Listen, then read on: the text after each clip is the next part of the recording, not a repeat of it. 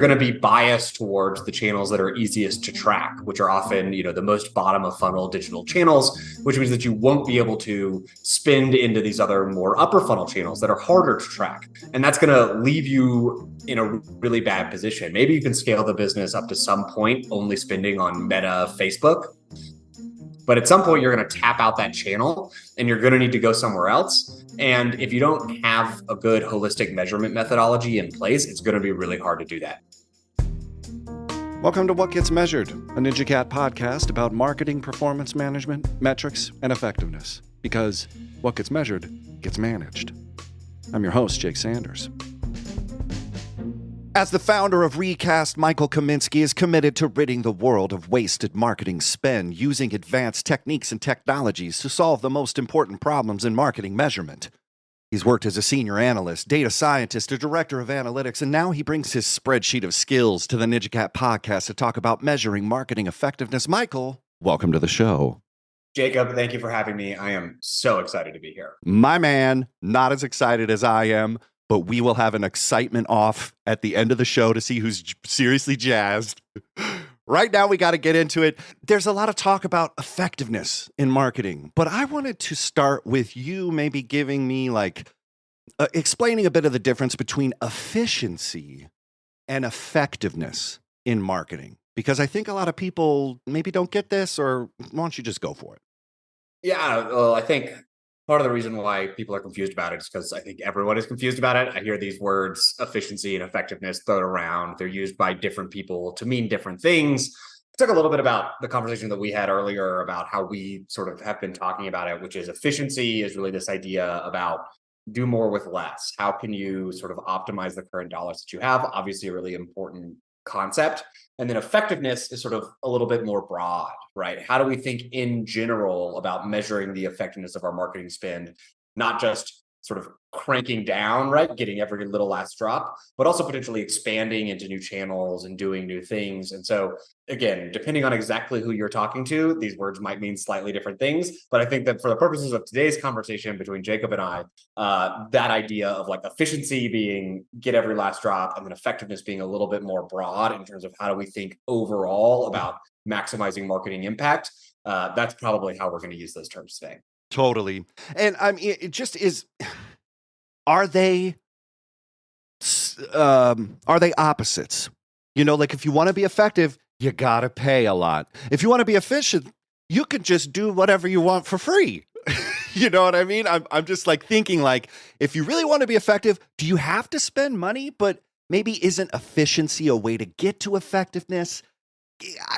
I think efficiency is definitely a part of effectiveness, right? Right. You want, I think we probably all want to be as efficient as possible in the long run as marketers, right? The in the long run there is important because sometimes getting to an overall higher level of efficiency or effectiveness requires being a little less efficient in the short term to get learnings, figure out what works. Very important concept. Absolutely. But in the long run, we all want to be as efficient and as effectiveness as possible. And the efficiency of some given marketing channel or some ad is definitely going to be a part of your overall effectiveness journey, trying to maximize the total amount of value you're creating in the world. Man, just be beautifully said. I mean, we know how to measure efficiency. We are doing the same thing, output, we're shipping, it's good, and we're doing it with less, or we're doing it smarter, not harder.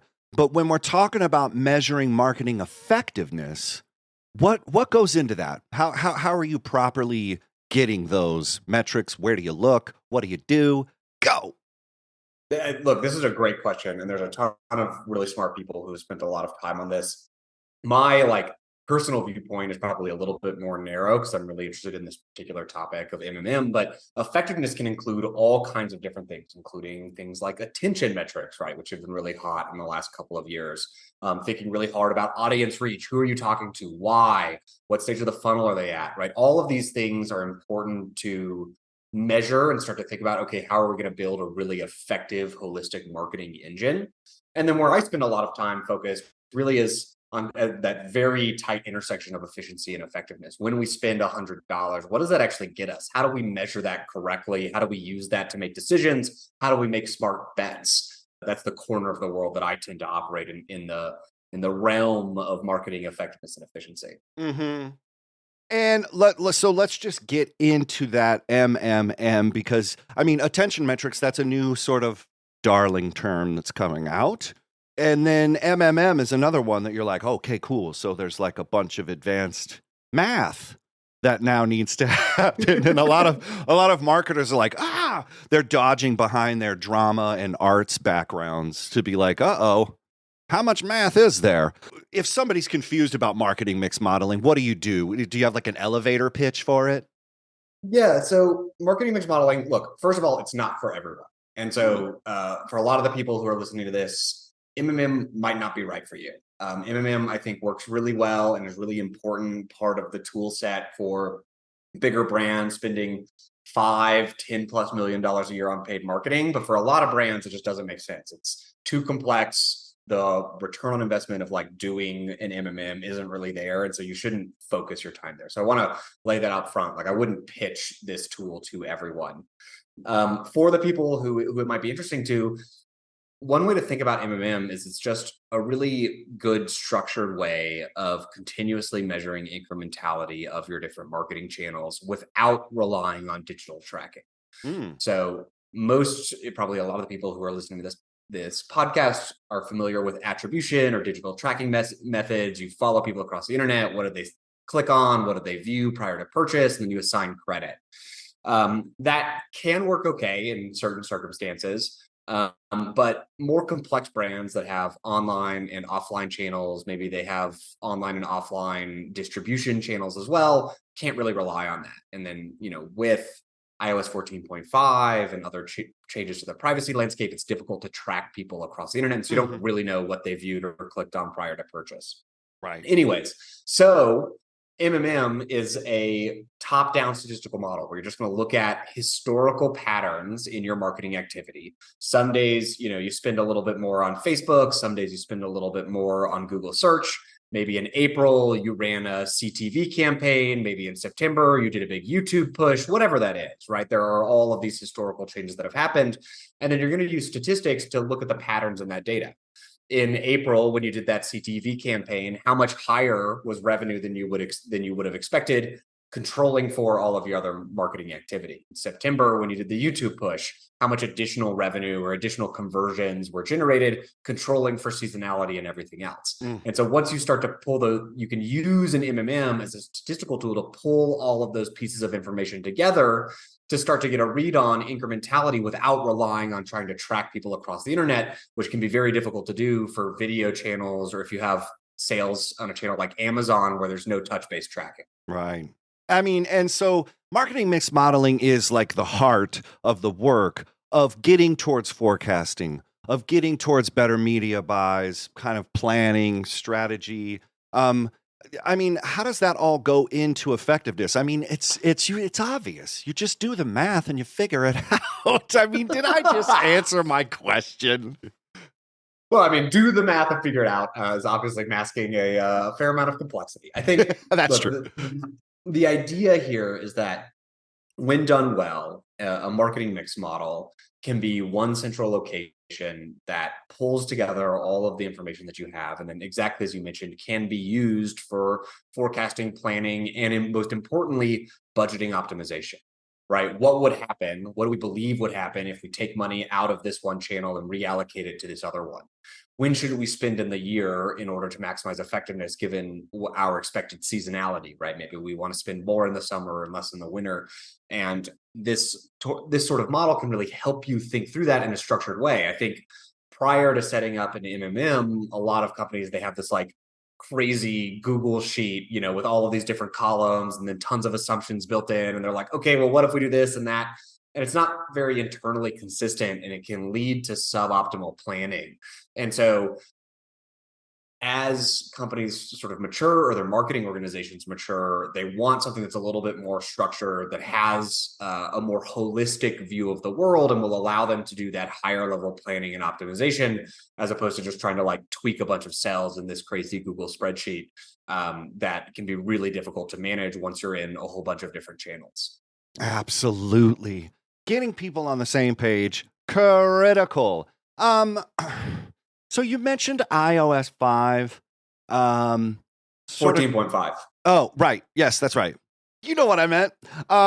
Everyone out sleeping outside of the Apple store is like, he's wrong. Well, get a life, friends. No, I'm just kidding. Please do your thing. Buy all the iPhones.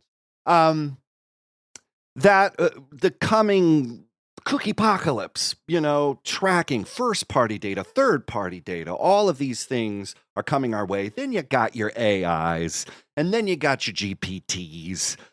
What kind of future concerns do you see coming our way in the world of measuring marketing effectiveness? I mean, what's the Kaminsky stance? I mean, this is a thing that I think a lot of people are familiar with, which is that with the limited visibility and the sort of lack of ability to track people across devices, or let's say reduced ability to track people across devices, and use the different individual identifiers, whether those are sort of cookie based or other things, it's gotten a lot harder over the last couple of years, and it seems like it's only going to get harder over the next couple of years. You have that, so that's one problem, and the other problem is just marketing channel fragmentation, right? So you've got walled gardens like Facebook and Snapchat and TikTok, and then you've got other channels that are starting to open up, whether that's connected TV or just Netflix or other video providers, right? There's all of these different channels that marketers now need to manage, and stitching a user's journey across all of those different platforms has gotten really hard, and again, is only going to get worse and harder. And so between those two things, marketers need to think really hard about what measurement methods they're using to try to get at this concept of effectiveness. And if you are operating in all of these different channels, I would say it is very unlikely that you're actually going to be able to see all of the different relevant touch points on a customer's potential journey. You're going to miss some because they're on some device, or they're at someone's house or whatever, right? They're in some walled garden that has a different way of tracking than the other walled garden. And so if you're basing all of your budgeting decisions off of like a touch-based attribution model, and you know that you're missing a bunch of touches, well, you're going to have problems, right? And you're going to be biased towards the channels that are easiest to track, which are often, the most bottom of funnel digital channels, which means that you won't be able to spend into these other more upper funnel channels that are harder to track.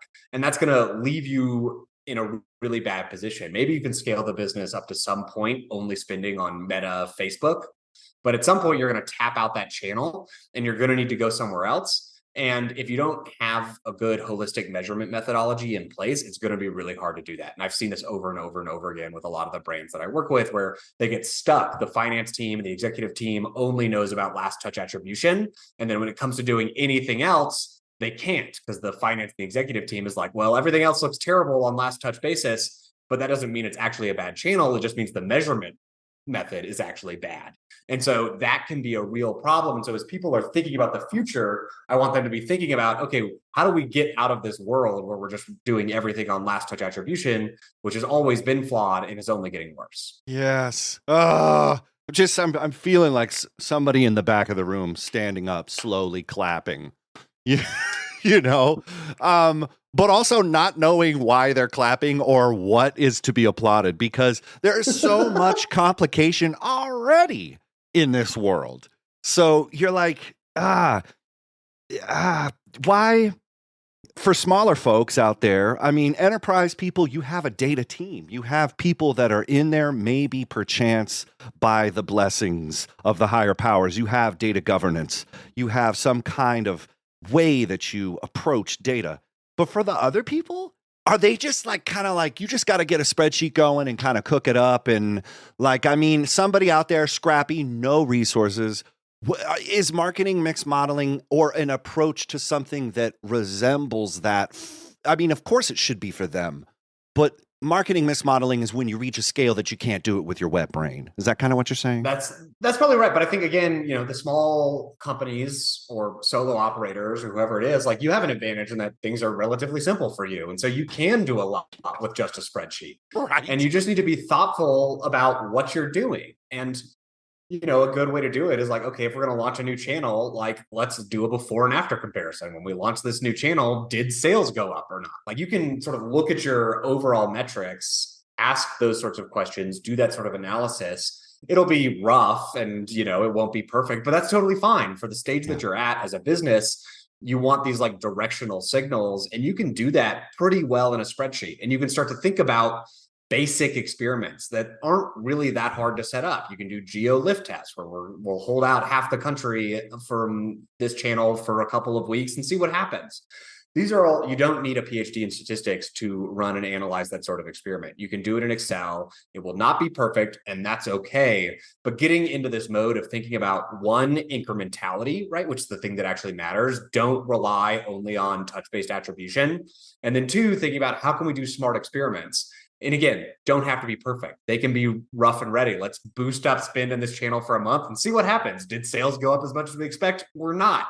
That sort of learning can be, game changing for a business. And since you're, again, we're talking a lot to like sort of the smaller operators here. Right. Since you're a small business, it's easier to do that because you're only in a couple of channels. If you're only in 3 channels, there's less assumptions you have to make in order to run an okay experiment and get some lessons. And so I would say definitely go do that. Take advantage of your size to go take these swings. Again, if it's not perfect, that's fine. Get a directional read, double down, go run to the next thing. Like you can do that sort of stuff and be really fast and efficient in a way that a lot of your bigger competitors maybe can't be. Cannot.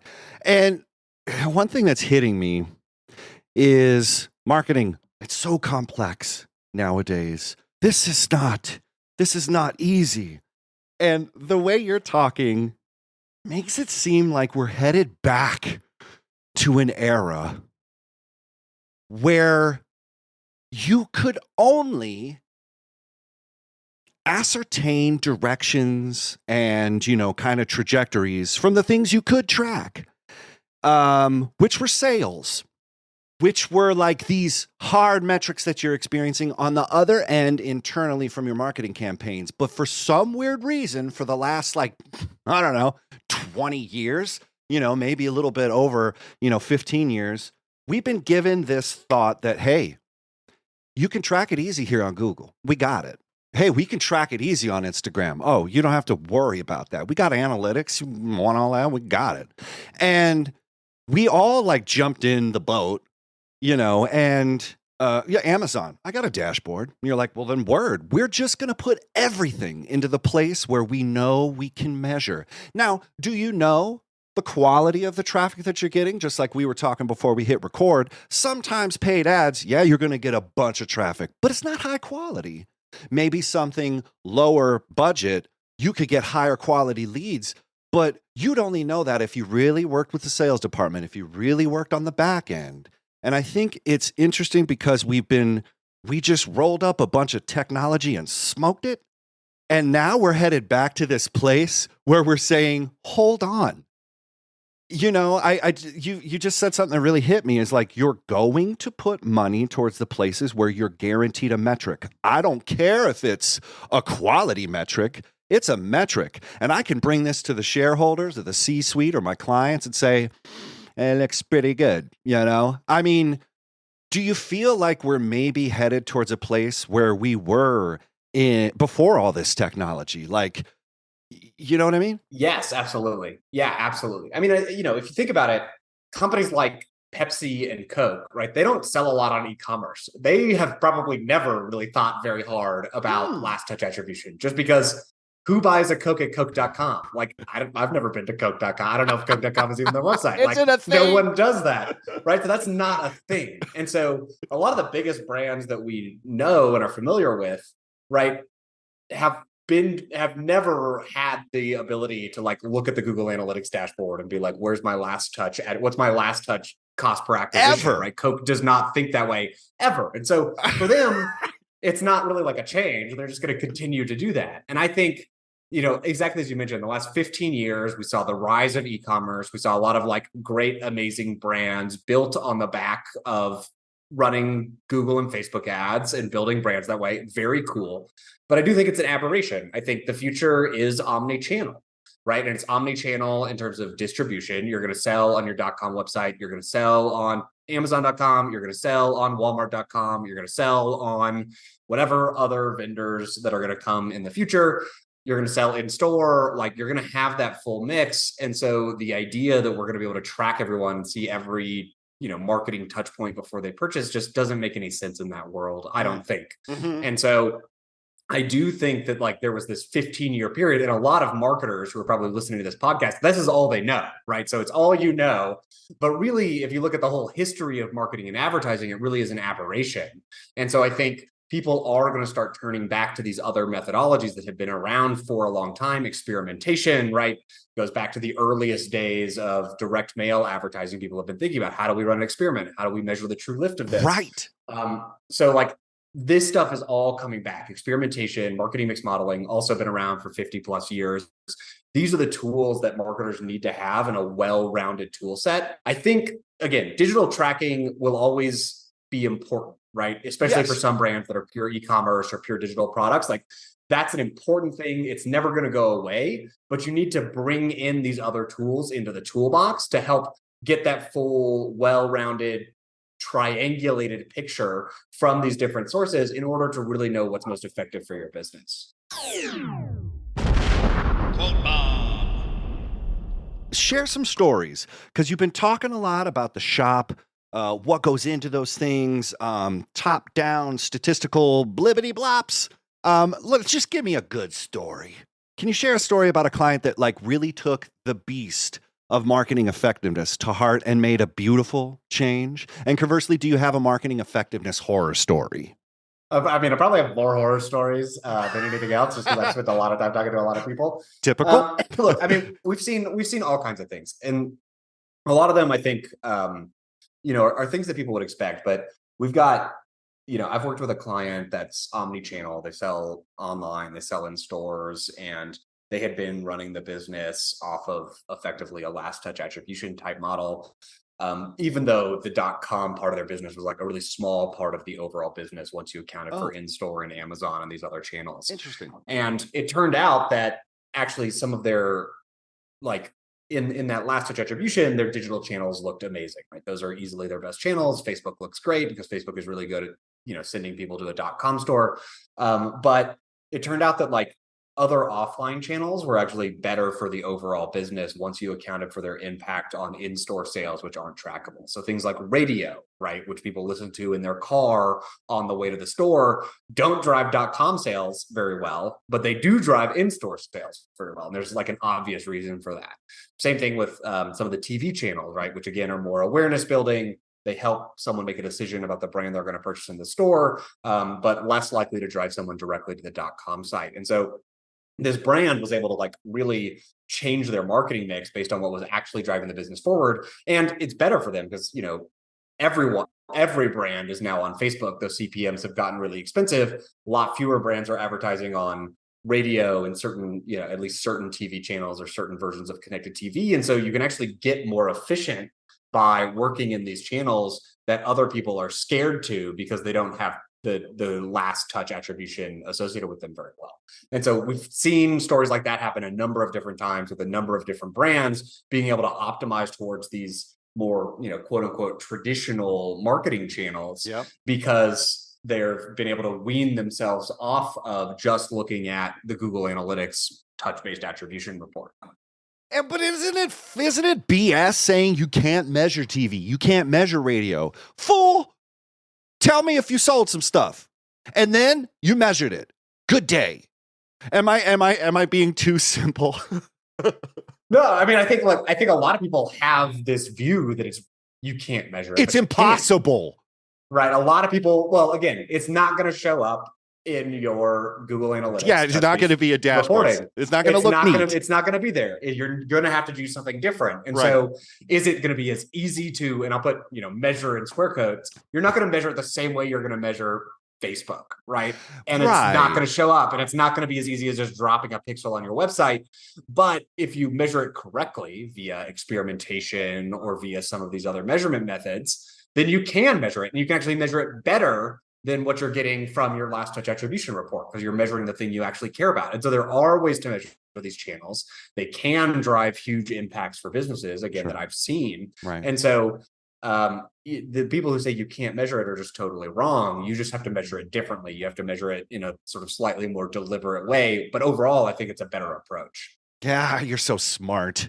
And listener, if you should just see Michael's haircut. It is gorgeous. Okay, so he's smart, he's good looking, but he's deficient because he didn't give me a horror story. Do you have like a horror story? Like, give me like a flaming dumpster fire, bro. I mean, I've seen the same horror story a million times, right? Which is, it's these companies, and I alluded to it earlier. It's these companies that are married to last touch attribution. They've grown a decent sized business, right? Basically advertising only on Facebook and Google search, right? And then the business sort of like gets up to a certain level, which is pretty big. Like you can build a big business this way, but then it sort of flatlines, growth flatlines, because they've tapped out those two channels. Right. They are not able to expand anymore. Right. And then the business gets stuck because they can't spend on any other channels because it doesn't fit into their last touch attribution framework. Yep. They can't create any more demand. They can't reach any other audiences. And then they end up like flatlining, the business growth stalls, and things go terribly for them from that point forward. That's, again, I've seen this story play out multiple times this way. And it's really sad because these businesses, they have really cool products. If they could just get the organizational wherewithal to go out and test these other new marketing channels, try to find what else might work for them, they could continue to grow. But because they're chained to last touch attribution and this certain way of measuring things that really only works for one or two marketing channels, they're just never able to make that leap. They're never able to sort of reach the ambitions that the company originally had. And so that's the story that I've seen way, way, way too many times. Right. That's one. And I'll give you another one. I've seen a lot of brands that have just thrown away huge amounts of money on certain marketing channels because either the last touch attribution looked good, or even worse, that marketing channel's internal platform was like, this channel is incredibly performant for you. You should continue spending. And because they don't have any other way of measuring it, they're like, okay, sure, I guess, like we'll trust, whatever this platform is telling us. And it's terrible. Like they had turn off spend, revenue stays flat. It was literally doing nothing for them. I've seen this again multiple times. A lot of my friends in the industry have seen this multiple times. And it's just like, it's sad, right? Because these businesses are spending millions of dollars a year on these marketing channels that are doing nothing incremental for them. And of course, the advertising channel itself, in their in-platform reporting, they're going to show you whatever makes the platform look as good as possible, so you continue spending money there. But you need these like external ways of validating that to avoid wasting huge amounts of dollars. Man, and I was just thinking, if you make a call for this, switching from last click to more incrementality, you can get a bigger budget. You could, like, it's not only like you can make more sales, but maybe if you set this in place, you can prove that you're worth more money so you can get more money. So I think there's something like, there's also a call for marketers to kind of embrace this stuff, because you could increase your ability to do your job. And if you don't, and then also here's my other thing. So that's a proof point. We all get it. You're nodding. He's nodding, audience. But here's my second question. If you are at a place and you've been running last click attribution for a while, years, how do you get people off that train? Because it looks good. It looks good, Mike. You're telling me this is it's a really addictive drug, that last touch attribution report. Let me tell you about it. I think so.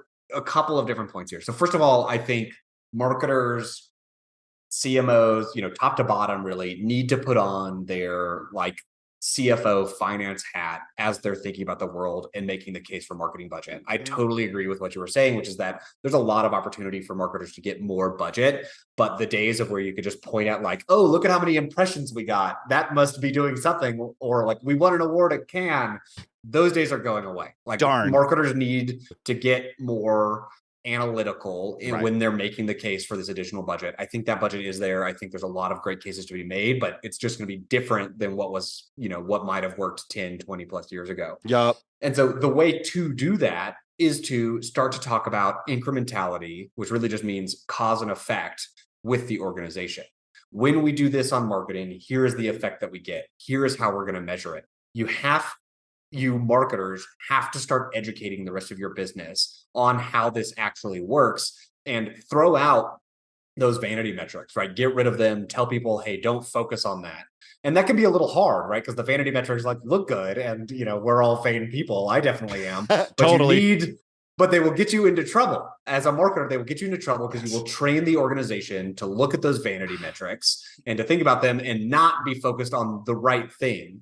And the right thing is tough because sometimes it won't look good and you're going to have to like eat that. And that sucks. But it will be good overall for you, for your career, and for your organization if you get people to think about true incrementality, right? Yeah. Which is Yeah. measuring things. When we do this, here is how that benefits the business, Right. right? We can prove that with an experiment. When we run ads in this market and not in this market, here's what the difference is. And that's how we know that it's actually working. But you need to educate the organization as a whole on why that's the important metric to be looking at, how you're going to evaluate it, get really rigorous and get them off of those vanity metrics. Because again, in the long run, those vanity metrics are going to hurt you. You better to pull the Band-Aid off now, start to think about incrementality, start to think about experimentation and measurement. And that's what's going to set you up for success in the long run. Oh, man. This last question, it's what's your one piece of advice when it comes to marketing effectiveness? I think you just gave it. I think I just gave it. It's incrementality. Everything is about incrementality. That's the thing that matters. Cause and effect. Think about that for every single decision that you're making. Try to think about how much revenue do we think this is going to drive? If we did do it, if we didn't do it, what is that delta? That's the thing that matters. Counting impressions, vanity metric, get rid of it, doesn't matter. It can be a useful tool, right, to think about it, right? Like impressions can be a useful tool, but it's not something to share out. The thing to share out is cause and effect. We spent $100,000 on marketing. We got $800,000 in revenue. Great, that's a win. Cool, on to the next thing. That's the right way to think about actually measuring marketing effectiveness. And then my other advice to marketers is be skeptical, right? Think like a scientist. How could this measurement be misleading you? How can you sort of get at the problem from multiple different angles so that you won't be misled? That's what I think the next generation of marketers really need to do, is to be skeptical, look for proof, look for ways to disprove what they currently believe, and then think about how to communicate that out to the rest of the organization. If you can do that really well, I think you're going to be able to get more budget, spend more money, drive your business even further forward, and that's what's actually important. Yeah, and then you bring receipts too. Exactly. Like it's receipts, friends. That's what we need. Man. You are amazing. I love following you on LinkedIn. You're always sharing super helpful advice, insights, questions, sort of provocations. If people want to connect with you and learn more about you, how can they do that, Mike? Yeah, well, so first of all, LinkedIn, definitely give me a follow, give me a connection. Would love to meet there. Follow me on Twitter at Mike Kaminsky. And then check us out at Recast. Sign up for our newsletter. We're always publishing interesting information about marketing measurement, marketing effectiveness, all of these topics we talked about today. And would love to see everyone there. Cheese or chocolate? Are you ready? I'm ready. Cheese or chocolate? Cheese. Escalator or stairs? Escalator. All right. Little lazy, but I get it.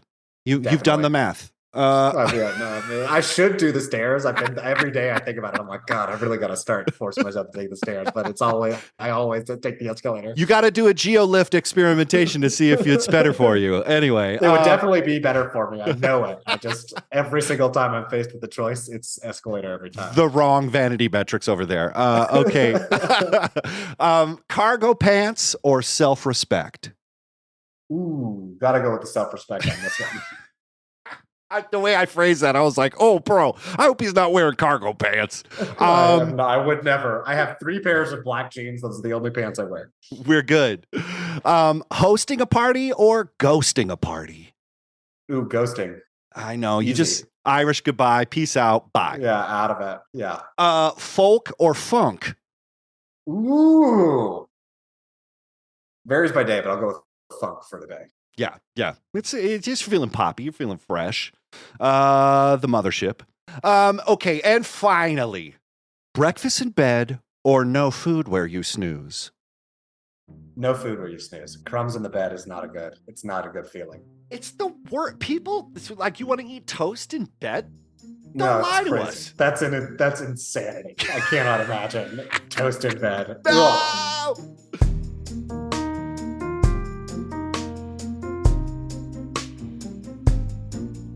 What Gets Measured is a NinjaCat podcast. Please rate and review the show wherever you find your podcasts. Share this episode on social and visit us on the web at ninjacat.io.